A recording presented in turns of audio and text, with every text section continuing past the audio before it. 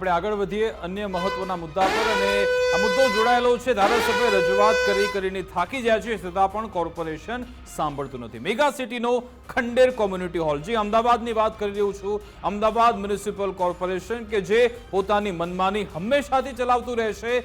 સામાન્ય લોકો તો છોડી દો, વિપક્ષ નેતાઓ છોડી દો, પરંતુ સત્તા પક્ષના ધારાસભ્ય રજૂઆત કરે છે છતાં પણ કોર્પોરેશન ટસનું મસ થતું નથી।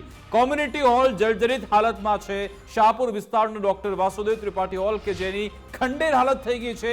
હોલમાં ચારે બાજુ ગંદકીનું સામ્રાજ્ય છે, ફાયર સેફટીની સુવિધા પણ નથી અને દરિયાપુરના એમએલએ કૌશિક જૈન આ મામલે 2 વાર રજૂઆત કરીને થાક્યા છતાં પણ પરિસ્થિતિ જૈસે થે। સવાલ એ છે કે આ એવું નગરોળ કોર્પોરેશન, ત્યાંના અધિકારીઓ જો ધારાસભ્યનું નામ સાંભળતા હોય તો પછી સામાન્ય નાગરિકનું શું સાંભળશે? અથવા તો અમને ઈચ્છા જ નથી કે આપણે લોકોને સુવિધા આપીએ, લોકોનું કામ કરીએ, લોકો માટે આપણે સારા પ્રયત્નો કરીએ। સવાલ એ છે કે આવા અધિકારીઓને મનમાં શું કઈ એવી રાહ ભરાયેલી છે કે આ લોકો કોઈનું સાંભળતા જ નથી? વિકાસ, આમાં કદાચ હું બોલીશ તો એવું લાગશે કે આ અતિશયોક્તિ કરી રહ્યા છીએ, પણ આ અતિશયોક્તિ નથી। આના બેઝમાં ઉતરીને જોવાની જરૂર છે કે આવા શબ્દો કે આવા વાક્યો કેમ વાપરવા પડે છે।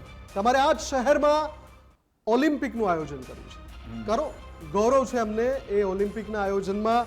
આપણી પાસે એવી વ્યવસ્થા છે, આપણી પાસે એવા દિમાગ છે કે જે એ આયોજનને સુપેરે પાર પાડી શકશે, પણ વચ્ચે જે સડો છે ને, જે ઉધઈ ઘૂસી ગઈ છે આ સિસ્ટમની અંદર, વચ્ચે જે આ તસવીરો જે બીજી બાજુ, મારી બીજી બાજુ દેખાઈ રહી છે, મેગા સિટીનું બિરુદ આપો છો તમે, મોટા મોટા શહેરો વિશ્વના છે એની સાથે કમ્પેરિઝન કરો છો, પણ હાલત તો જુઓ। અને કમ્યુનિટી હોલની હાલત આવી છે અને ધારાસભ્ય રજૂઆત કરે છે છતાં આ ઉધઈઓ, આ જે ઉધઈઓ છે ને એના કારણે આ સ્થિતિ છે।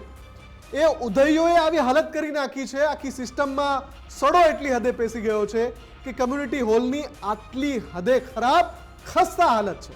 બિલકુલ, આ લોકો બધા પ્રવાસ કરે છે કે ભાઈ આપણે કાશ્મીર જઈશું, ત્યાં કેવો વિકાસ થયો છે ને પછી આપણે અમદાવાદમાં ઇમ્પ્લિમેન્ટ કરીશું। ટોક્યો જેવા શહેર બનાવવાની વાતો કરે છે અને આ એક નાનકડો એવો કોમ્યુનિટી હોલ કે જે માટે ધારાસભ્ય રજૂઆત કરે છે છતાં પણ આ લોકો ટસના મસ થતા નથી।